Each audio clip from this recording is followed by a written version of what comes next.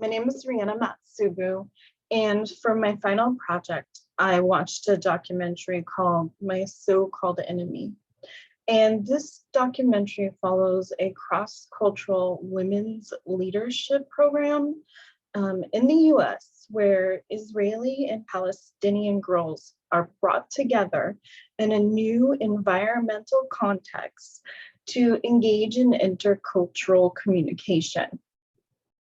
The film is directed and produced by Lisa Gosels, and she views film as a tool for social change.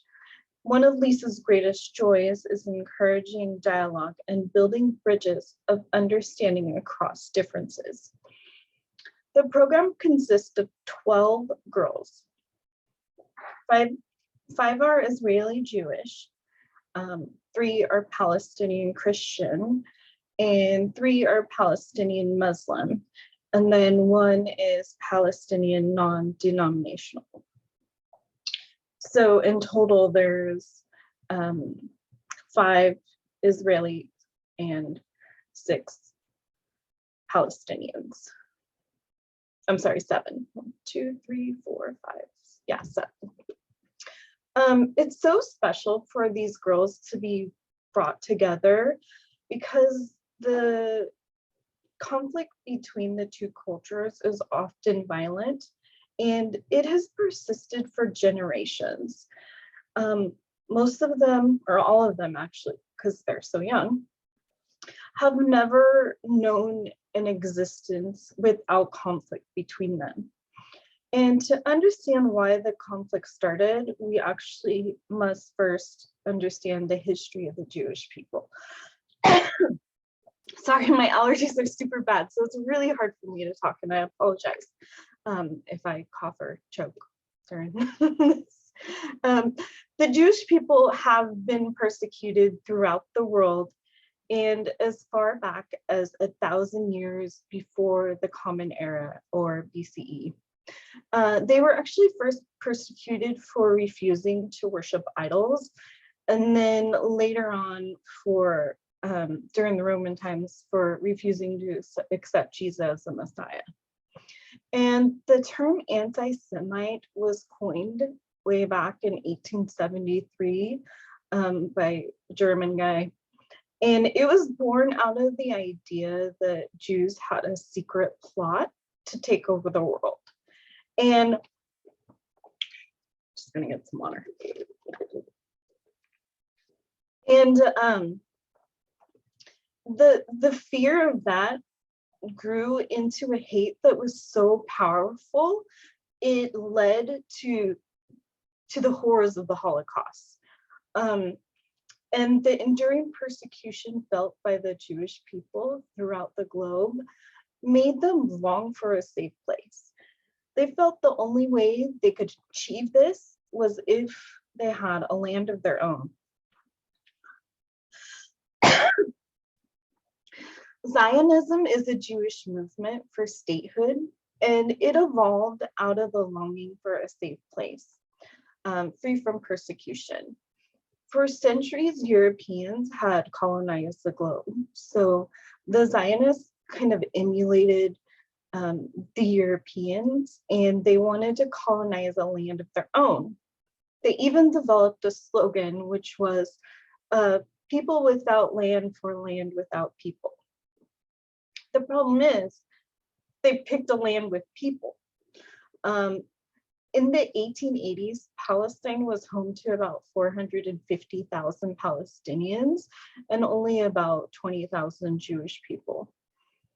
However, the Zionists felt a really strong connection to that land, especially the city of Jerusalem, which had religious significance to them. They started to occupy the land first by buying up small chunks of it. And sorry, I need another drink. And then after World War I, a British foreign secretary by the name of Arthur Balfour, who was apparently a Zionist sympathizer, he utilized the British army to take over the city of Jerusalem. and then allow the Jewish people to immigrate there.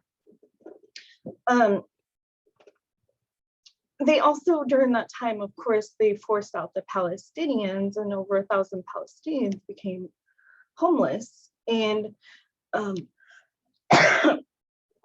as Hitler began to rise in power, even more Jewish people flooded into Palestine.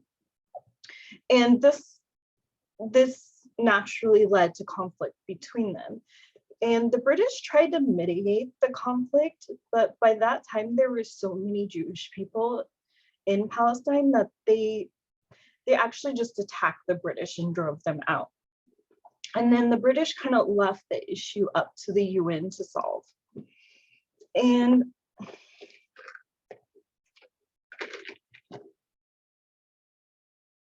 the United Nations proposed to split the land, but in a very unfair manner. Even though the Zionists consist of less of the population, less than half of the population, the UN planned to give them 56% of the land. And this, of course, outraged the Palestinians, especially since they were to lose the land that was most suitable for farming.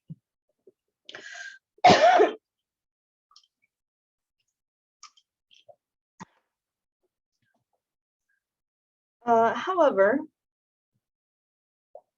they were taking it to a vote, and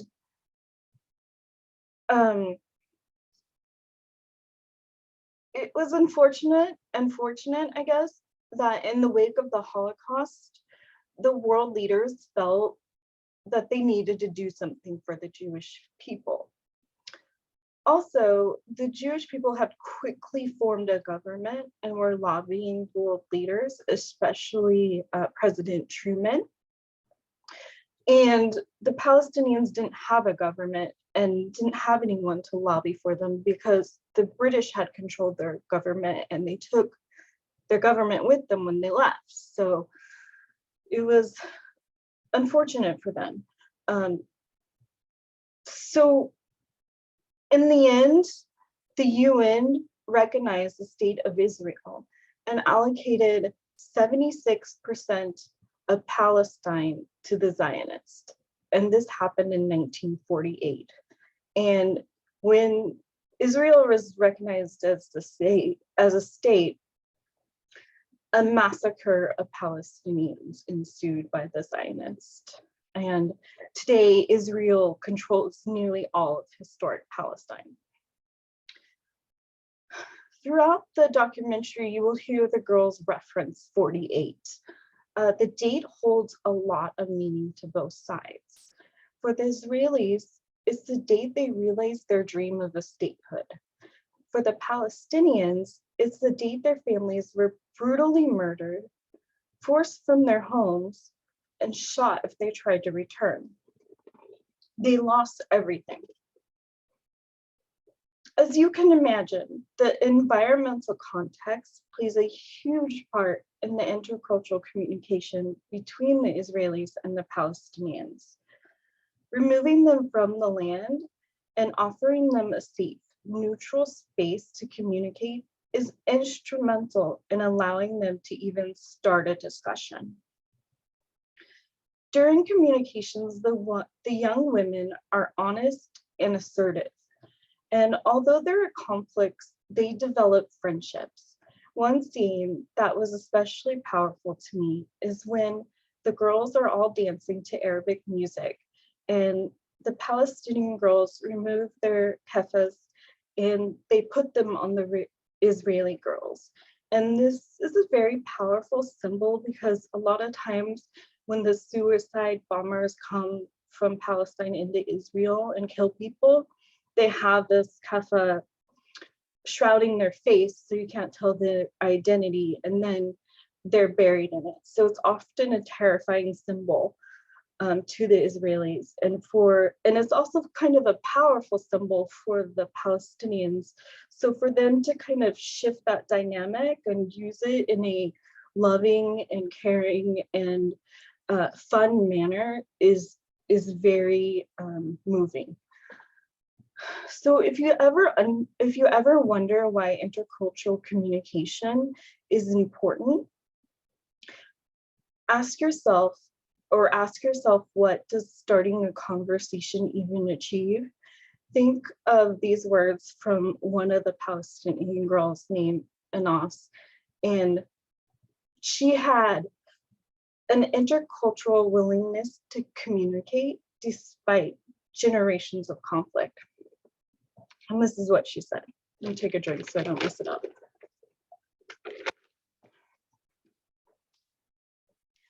Last year I was pro-Hamas. I wanted to bomb myself, and I wanted to go to crowded places where there are lots of Israelis and kill myself so I can kill as many people from the other side. But after my first year in the camp, I changed my idea, and I will never do it again, to think about this.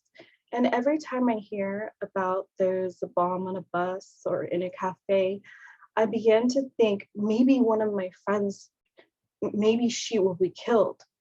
And I don't want to think about this anymore.